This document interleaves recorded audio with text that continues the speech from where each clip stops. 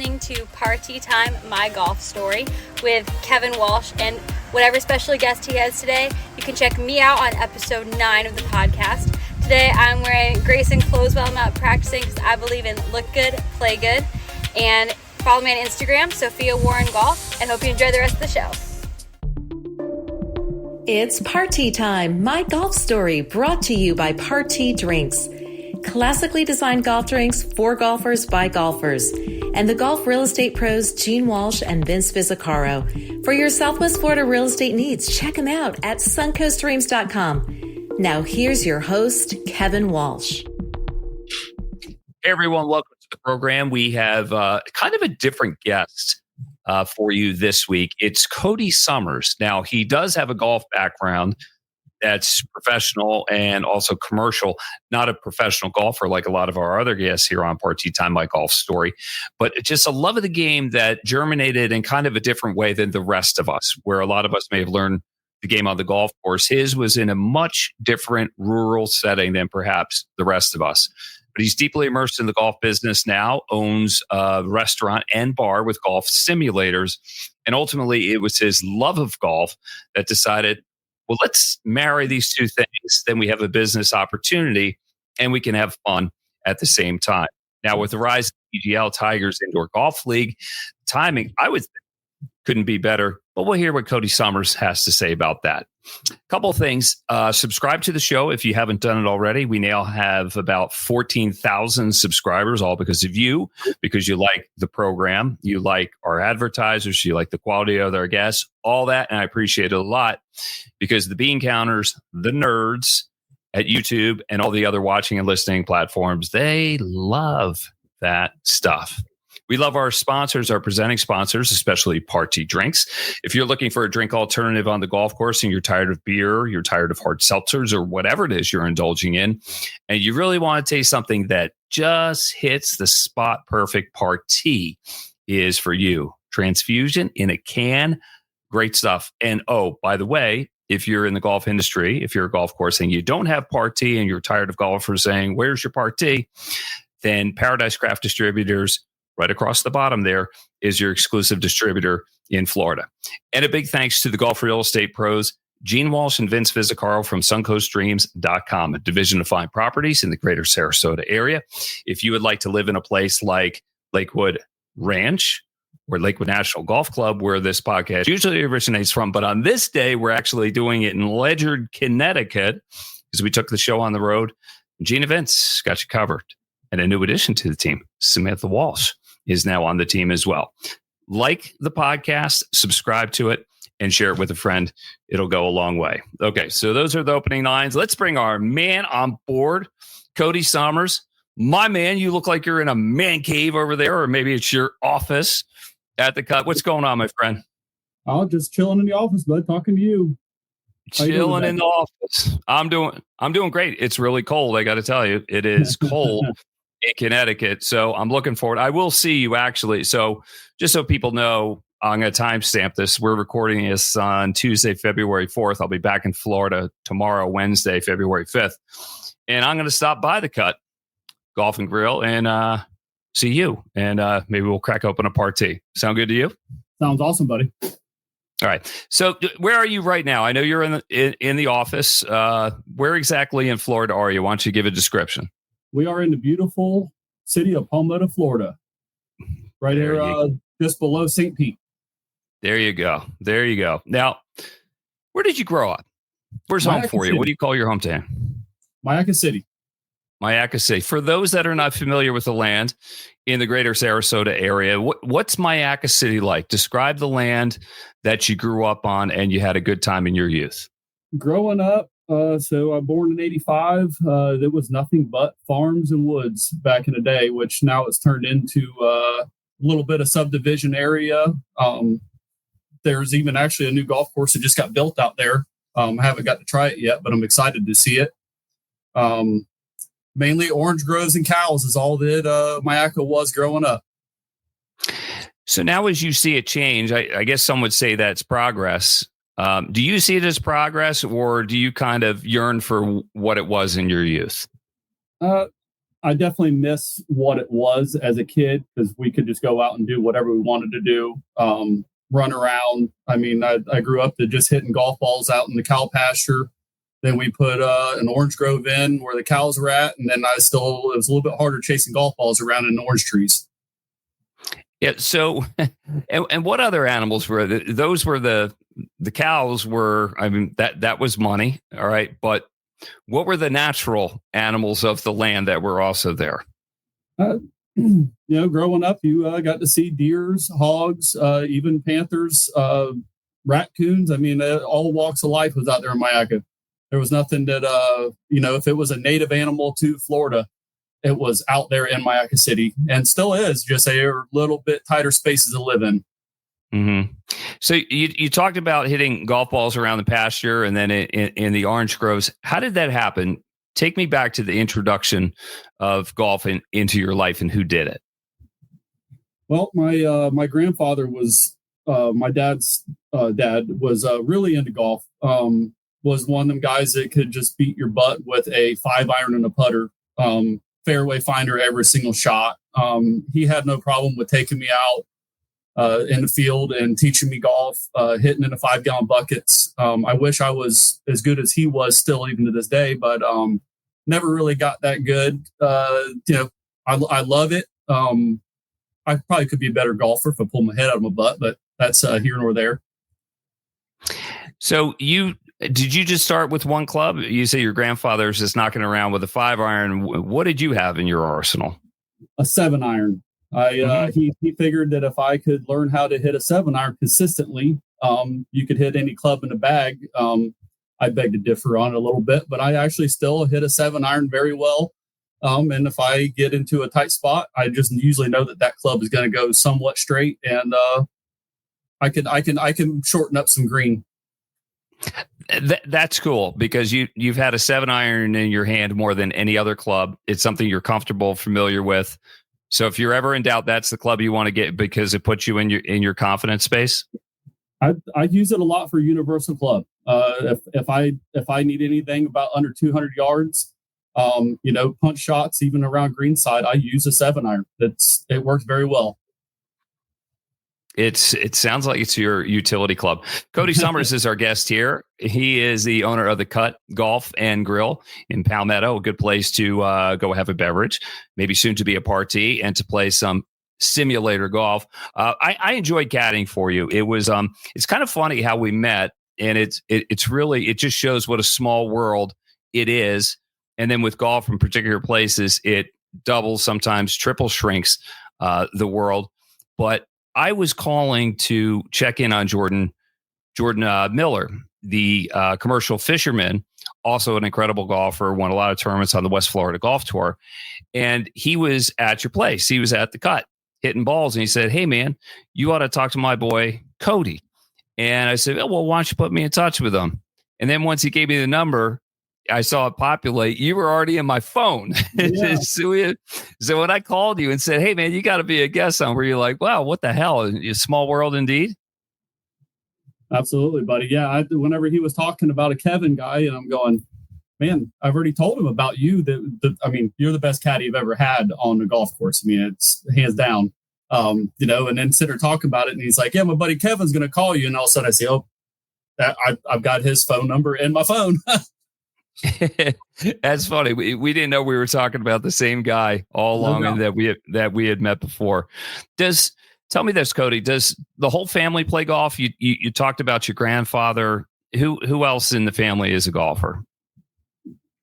Really, nobody that I actually have in the family golfs. I am the only one that still stuck with the passion of it. My dad was pretty much, would beat a ball around a golf course, never did very well. None of my uncles or anybody, my mom's side of the family, none of them ever golfed. It mainly was just my grandpa that was actually, would go out and hit golf balls at practice and go play actually, as being competitive, not necessarily, just going out and just burning time and whacking a ball around a golf course. So spending all that time with your grandpa, just whether it's in the orchards or in the pastures or on the golf course, what was your bond with him like? Both of my grandparents, mom and dad's sides, they were my best friends. Of course, I spent probably more time with them than my parents because my dad was a 70 to 80 hour a week worker, and it would still come home working the Orange Grove. My mom, trying to raise two kids and working her butt off still to make ends meet. I spent a lot of time with my grandparents. My aunt was real passionate into golf. So anytime my grandpa couldn't take me, she would take me and go drop me off to the golf courses that would let a youth go and spend a day on a golf course. So we had a couple golf courses in Manatee County that had no problem with us kind of toting our bags around and playing ball all day long. So Buffalo Creek in particular, is that right? Yes, sir. Now that's a bit of a drive from Mayaca City, but so there was quite a bit of an effort involved in getting there. In the end, I suppose it was worth it to everybody. But did you look at the golf course as sort of glorified babysitting, for lack of a better description? I mean, I don't know if it just different times back then, but I don't know. We didn't ever get into trouble. So between Buffalo Creek, we used to have an executive course called Woodlands Golf Course out in Parish too. And, even Palmetto Pines, they didn't have a problem with us going out there, and we never got in trouble. So they didn't care. We just, if there was a group of golfers come up, we'd step off over in a tree, take us a break. And they never had a problem with it. But yes, I would have to say glorified babysitting, but nobody had to keep an eye on us. Yeah, because you understood the respect and the etiquette of the game. I imagine some of that was passed down from your grandfather as well, or it just, from him, and then just being around golf, it all sort of fell into place. So you guys just, aside from being small and younger, you just blended right in? Yes, sir. And you loved it from the very minute. Do you still love golf as much as you did from the beginning? I played a lot of sports in my life, and golf is the only one that if you have a terrible day, you want to go play again to try to better yourself. Or if you have a great round of golf, you still want to play again to see if you can do better or do it again. It's the only thing I've ever done in my life that the challenge is there. I mean, of course, it's in my mind, it's all in my head. So I don't think I'll ever lose passion for golf. Well, let's talk about great rounds of golf. What is your greatest round? Do you remember the lowest round you ever shot? Can you take me back? I would have to say I played a lot better in high school than I do now. Probably, like I said, just usually, head up my butt. But in high school, I shot, on an actual tournament, I'd shoot in the high 30s or low 40s. I couldn't really probably pinpoint what my best score was, just because it was, 20 something years ago and never saved the scorecards. But I know that I at least got myself moved up in a slot in high school golf. Now, when you say you have your head was up your butt, do you want to expand on that? I was always told as a kid playing baseball, you can't hit what you can't see. And I still to this day have a problem with taking my eye off the ball whenever I need to keep my head down. Probably my biggest flaw of golf, period. I really don't have any other problems too much with it other than my worst shots is whenever I just don't keep my head down. It's as simple as that. Cody Summers, the owner of The Cut Golf and Grill in Palmetto, Florida, is our guest here. He learned golf in an orchard and in a pasture where the rest of us learned on a golf course, but his love for golf is probably as deep as the rest of ours. Big thanks to Party Drinks, the title sponsor. If you're looking for a drink alternative on the golf course or at a establishment, then try Party and try Transfusion, which is the hottest drink of all and by far our number one seller. And if your dream is to live in a golf resort community like Lakewood National Golf Club, nobody better than the Golf Real Estate Pros of Gene Walsh and Vince Visicaro, SuncoastDreams.com, a division of Fine Properties in the greater Sarasota area to take care of you. Cody, we talked about Jordan Miller. I have to tell you, he was one of our most popular guests, which I don't think surprises you because he's just a fascinating dude. Aside from like a great golfer, a commercial fisherman. How do you know Jordan Miller? And maybe share just like some of your golfing experiences with him. I'd have to say the first time I actually hung out with Jordan was I recruited him for a scramble at Buffalo Creek Golf Course. Didn't really know him very well, but I knew of him because he was friends, between the commercial fishing. industry and being a charter guide, which I am the same. But it was a battle between me and him to see who was going to hit the ball furthest on any of the long holes. It blew my mind of just how consistent he is, and a fun person to hang out with. To this day, Jordan comes here and helps me out every once in a while here whenever I need somebody to fill in, and to just he brings even more people in to play golf, and he'll hop in with the kids, show them some swing tips and stuff like that, and all around, he's a really good dude. He's like the Pied Piper. I mean, everybody knows him, and he knows everybody. I think that explains why his appearance on Party Time, My Golf Story was so popular. But his golf, when you saw it up close, were you blown away? I'm usually the one that on my scramble teams, I'm usually the one that plays fourth. I just let people find a fairway, and then I usually start ripping the ball. Whenever I had somebody up ahead of me that hit a ball as far as I did and straighter, I'm going, all right, well, there's not much use for me here other than hopefully get lucky and he sprays one off and mine stays straight. Now, commercial fishing. So I know Jordan does that, and he also takes people out on charters and guiding. You do the same. Like, what did you guys like? How did you get into commercial fishing, and how does he help you with his commercial fishing now?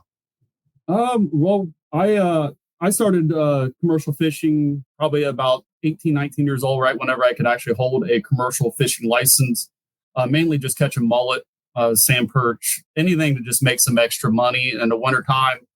I ended up buying a stone crab business with a partner that actually is to a fluent golfer, and he's the one that introduced me into to Jordan Miller. Well, with the business that I'm in now, I don't have time to go out and check my stone crab traps. So Jordan is actually filling my spot with my partner, pulling all of our stone crab traps and harvesting them for us right now. So a lot of what Jordan catches ends up on the table at the Cut Golf and Grill. Is that right? What we're allowed to sell. Yes, sir.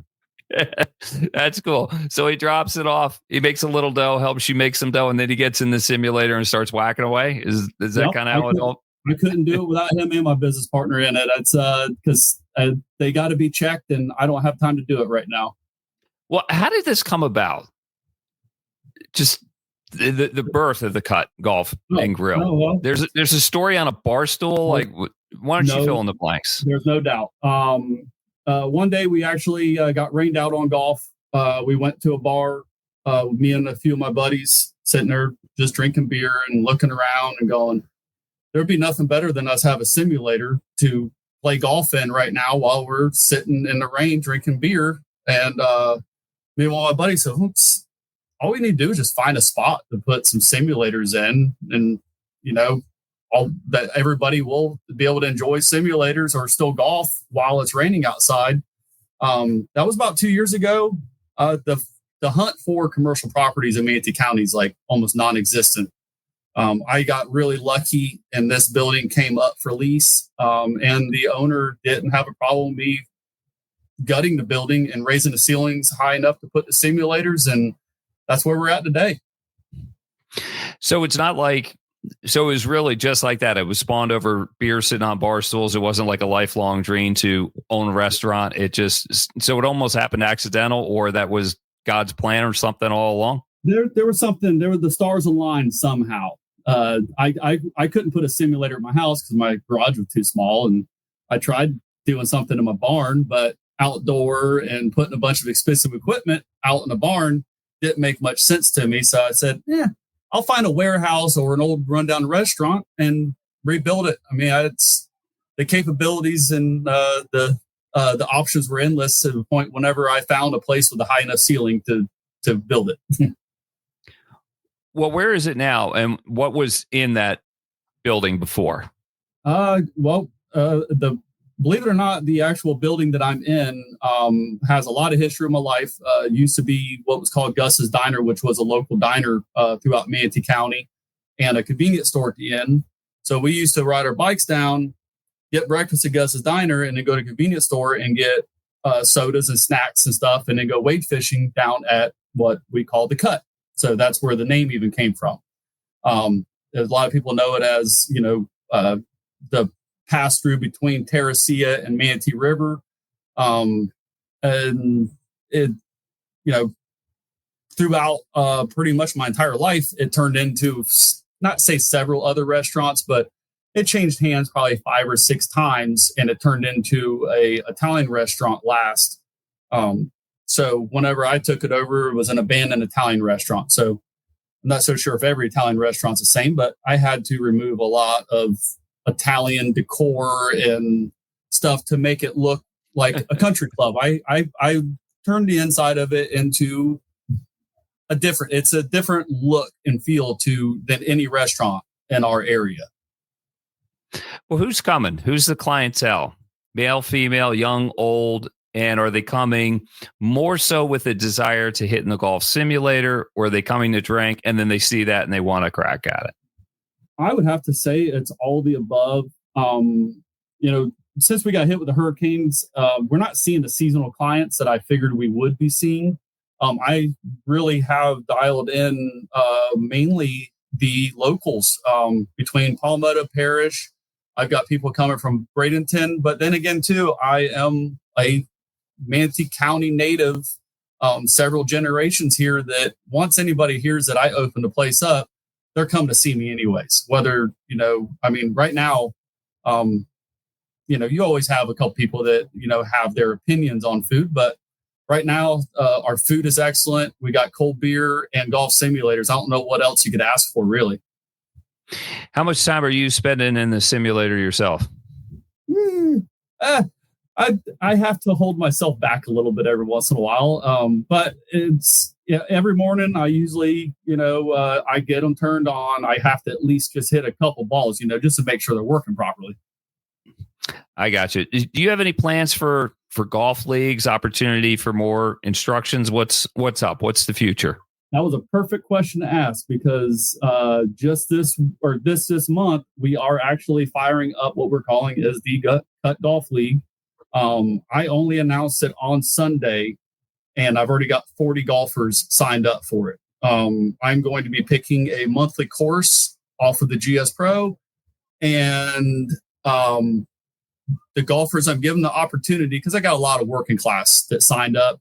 So I'm giving the opportunity to play once a week for the entire month, or if they don't have time, to play one time in a month, as long as they get their score in. And the first month, they will be able to collect their handicap. And after the first month, we'll be able to play handicaps, because I got a lot of golfers that are good to bad, and we want to make it even playing field because Jordan Miller is signed up on it. Okay, well, definitely make it that you got a handicap. You're not playing that guy straight up unless it's one of the other guys from the West Florida Golf Tour that will play him straight up. And we know a couple of guys, Big Mike Fasaki. Hey, we got some big. Do you know Big Mike? Big Mike Fasaki? It sounds very familiar, but I'd have to see the face. Okay, well, we'll get him and Jordan to come in, and then you'll have like an absolute steel cage match in the simulator. It might get a little out of control, but very good golf. That's the other thing. So I think of Top Golf a lot. Now it's not a simulator, of course, but sorry about that call. Top Golf, what it's all about. I'm not sure if golf is first or fun and entertainment is first. And I'm not sure it matters. Do you feel the same way about the Cut Golf and Grill? See, I have a lot more fun on the simulators than I do at Top Golf. I love Top Golf. It's a great place to go burn some time. I used to go on Saturday mornings as early as they would open up and take the kids just to take them to go do something. Of course, the Dave & Buster's in Tampa is right next to us. So we hit golf balls for a couple hours and go over there. But in my opinion, Top Golf is not quite nowhere near comparable to the simulator. In my opinion, the simulator is as accurate as my actual golf play on the course. Of course, hitting a golf ball out there into a field at Top Golf, you get to see what your ball does, but, you're just hitting into a target area. Just figure a Top Golf is kind of like a glorified driving range with a couple game simulations that they have set up on it. Yeah, that's true. I don't even think about the golf so much when I'm at Top Golf. I'm just thinking about the beer Same. and get me more of it. I've played so much golf in my life. The bells and whistles, that doesn't really work for me. I'm all about the golf and all about the beverage. So tell me this, Tigers TGL. Was that in the cards when you were thinking about this, or that's another happy happenstance? And has that had an influence on the Cut Golf and Grill? I have a lot more people now that's asking me the same question. Now, no, the thought process of building the simulators into a restaurant had no bearing on the TGL, but the TGL has absolutely been a hit here because everybody's asking me about it on whether their cameras are the same as mine and, so and so forth. And then of course they were asking me like, hey, can you get some different hitting mats so we can see what it's like to hit off the sand or rough and stuff like that, which working on stuff like that. But I have people that whenever it's on, they want to kick it on and watch it while they're playing on a simulator. So it does go hand in hand. I bet it's probably going to boost people want to hit the simulators because a lot of people don't know what they are. And now they're watching the TGL League and going, oh, that's what a simulator is, other than you're not in a football stadium playing. Yeah. Are you a fan of TGL aside from what it's doing and helping your business? I absolutely think it's the most entertaining, not say it's as entertaining as like the Masters or anything, but as entertaining as just watching golf, and they look like they're having fun doing it. Yeah, it's a different way to watch golf. It's a different way to consume golf, and it certainly puts more pressure on their personality and their interaction with other guys, which, let's face it, that's missing from a regular PGA Tour event. I'm with you. I'm warming up to it. At first I said, I think it's okay. Not for me. Now it is for me because I realize it wasn't really built for me in my age, but it's different. And I think it has legs. I really do. So how's your golf game now on the golf course, not in the simulator? On Gin, 13 handicap. I've came down a bit in a while just because I've started straightening out my drive a little bit more. That's my biggest problem. I got a wild driver. If it goes straight, it goes long. But if it doesn't go straight, it still goes long and way right. I know I'm not the only person with that problem. That's still the whole thing of, head and ass syndrome. It happens. I've focused a lot more on trying to be a better putter because you caddied for me. I wouldn't have made a putt if you weren't telling me exactly where to put the ball at. So it's the short game, trying to recover from things. My game is getting a lot better. Now I got to get more time to get back on the turf and play. That will help. Yeah, and get back with your boys. I enjoy being with you, but I really enjoy being with your boys, and I enjoy that the boys were getting together. And let's face it, with men, you need an event and a place to go. Whether it's your place like the Cut Golf and Grill or a round of golf, it's hard to just get the guys together. You have to have an event, and golf has always been that. So, Cody, we're winding it down here. Why don't you just tell me the prominent role that golf has had in your life and how it's enriched it, and what life would be like without it, or maybe you don't even want to go there. I couldn't. Golf is my disconnect. Even being an offshore charter fisherman, running 70 miles offshore, even for fun. I honestly, I don't think that it clears my head as much as being on the golf course. If I could spend a day on the golf course with even myself or with my good friends, especially if the course is empty where we can just play at our own leisure, I don't know if there's anything else that's been in my life other than maybe sitting in a tree stand, hunting, of it being more quiet to myself and getting, just a disconnect from life. I really can't say that there's not too much that beats it.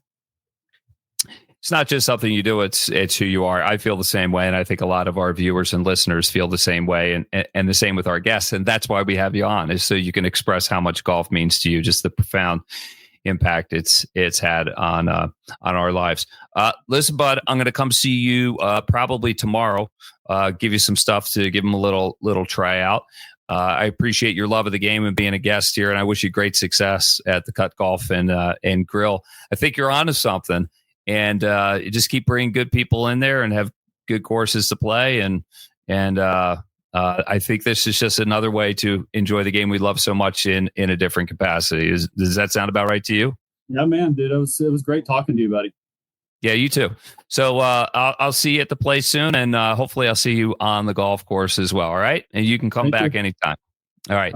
For Cody Summers, the owner of the Cut Golf and Grill, I'm Kevin Walsh. And one more time, a big thanks to Party Drinks, title sponsor. If you're looking for a drink alternative, try a Party. And big thanks to the Golf Real Estate Pros of Gene Walsh and Vince Visicaro from SuncoastDreams.com, a division of fine properties in the greater Sarasota area, based at Lakewood National Golf Club. For Cody Summers, I'm Kevin Walsh. We'll see you again next time on Party Time, My Golf Story. You've been listening to It's Party Time, My Golf Story, brought to you by Party Drinks. Classically designed golf drinks for golfers by golfers, and the golf real estate pros Gene Walsh and Vince Visicaro. For your Southwest Florida real estate needs, check them out at suncoastdreams.com or call 941-220-4000.